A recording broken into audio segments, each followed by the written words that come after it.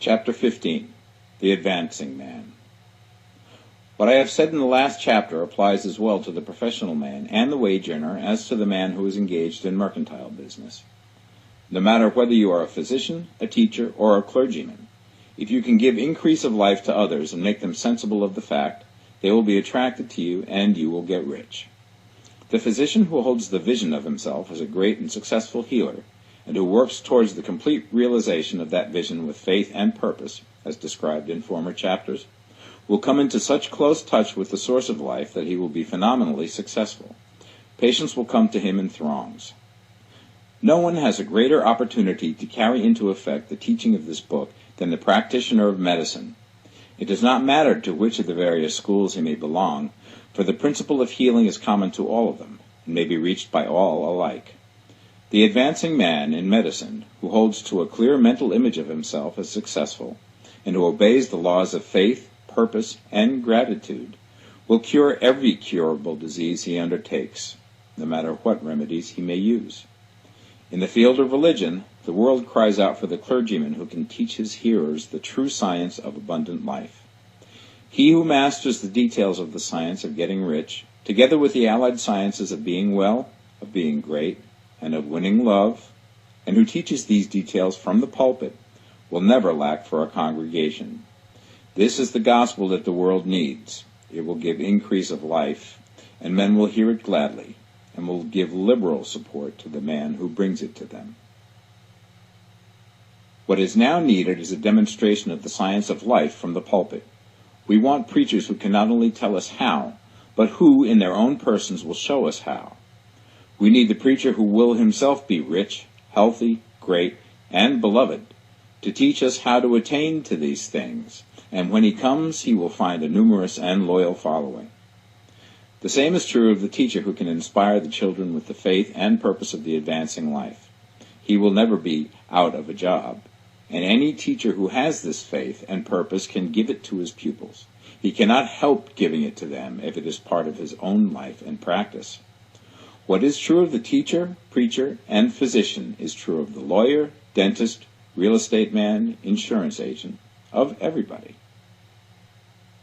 The combined mental and personal action I have described is infallible. It cannot fail. Every man and woman who follows these instructions steadily, perseveringly, and to the letter will get rich. The law of the increase of life is as mathematically certain in its operation as the law of gravitation. Getting rich is an exact science. The wage earner will find this as true of his case as of any others mentioned. Do not feel that you have no chance to get rich because you are working where there is no visible opportunity for advancement, where wages are small and the cost of living high. Form your clear mental vision of what you want and begin to act with faith and purpose. Do the work that you can do every day, and do each piece of work in a perfectly successful manner. Put the power of success and the purpose to get rich into everything that you do. But do not do this merely with the idea of currying favor with your employer in the hopes that he or those above you will see your good work and advance you. It is not likely that they will do so. The man who is merely a good workman, filling his place to the very best of his ability and satisfied with that, is valuable to his employer, and it is not to the employer's interest to promote him. He is worth more where he is. To secure advancement, something more is necessary than to be too large for your place. The man who is certain to advance is the one who is too big for his place, and who has a clear concept of what he wants to be, who knows that he can become what he wants to be, and who is determined to be what he wants to be. Do not try to more than fill your present place with a view to pleasing your employer. Do it with the idea of advancing yourself. Hold the faith and purpose of increase during work hours, after work hours, and before work hours. Hold it in such a way that every person who comes in contact with you, whether foreman, fellow workman, or social acquaintance, will feel the power of purpose radiating from you, so that everyone will get the sense of advancement and increase from you. Men will be attracted to you, and if there is no possibility for advancement in your present job, you will very soon see an opportunity to take another job. There is a power which never fails to present opportunity to the advancing man who is moving in obedience to law. God cannot help helping you if you act in a certain way. He must do so in order to help himself. There is nothing in your circumstances or in the industrial situation that can keep you down. If you cannot get rich working for the Steel Trust, you can get rich on a 10-acre farm. And if you begin to move in the certain way, you will certainly escape from the clutches of the Steel Trust and get on to the farm or wherever else you wish to be.